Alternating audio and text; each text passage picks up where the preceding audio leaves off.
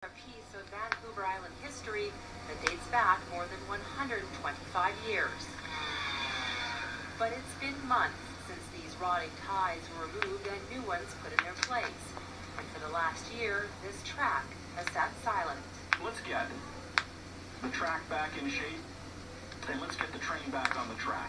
But that silence will soon be a part of the history of the ENN line, as work to repair the 225-kilometer track from Courtenay to Victoria could start up again as soon as this fall. Our government has set aside $7.5 million for the Island Corridor Foundation to upgrade infrastructure along the ENN line.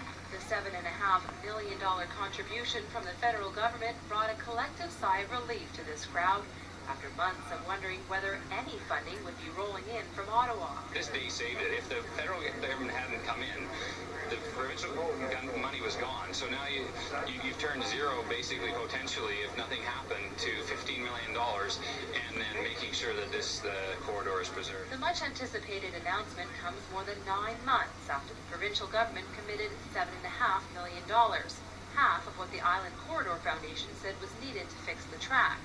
Now armed with a $15 million commitment, the foundation says it can finally move forward. And we have a whole series of other initiatives ready to push the green buttons on.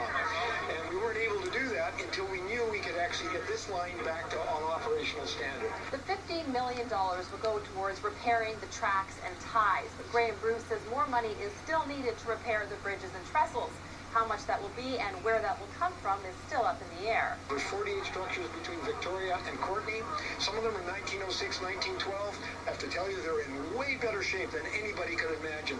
Bruce says he's hoping work to replace 104,000 ties will start up again in November.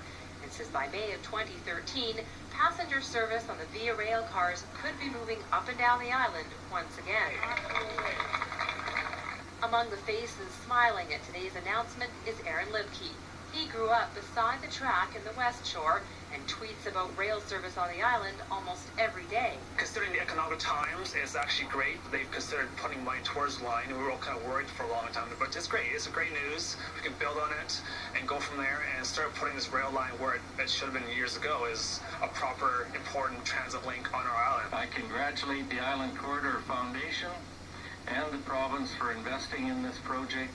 Both Conservative Island MPs say securing the funding and getting the ENN back on track wouldn't have happened without the hard work of mayors up and down the island. It's been an ongoing, meetings and everything else, and everybody's been very, very supportive. Mayors, all the governments, First Nations, everybody up and down the island wanted to see this happen.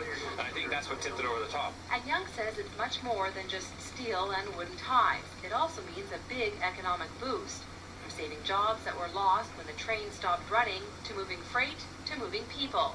The plan for a commuter service from Langford to Victoria just may be back on track. In Langford, I'm Nikki Iwanishin for The Daily.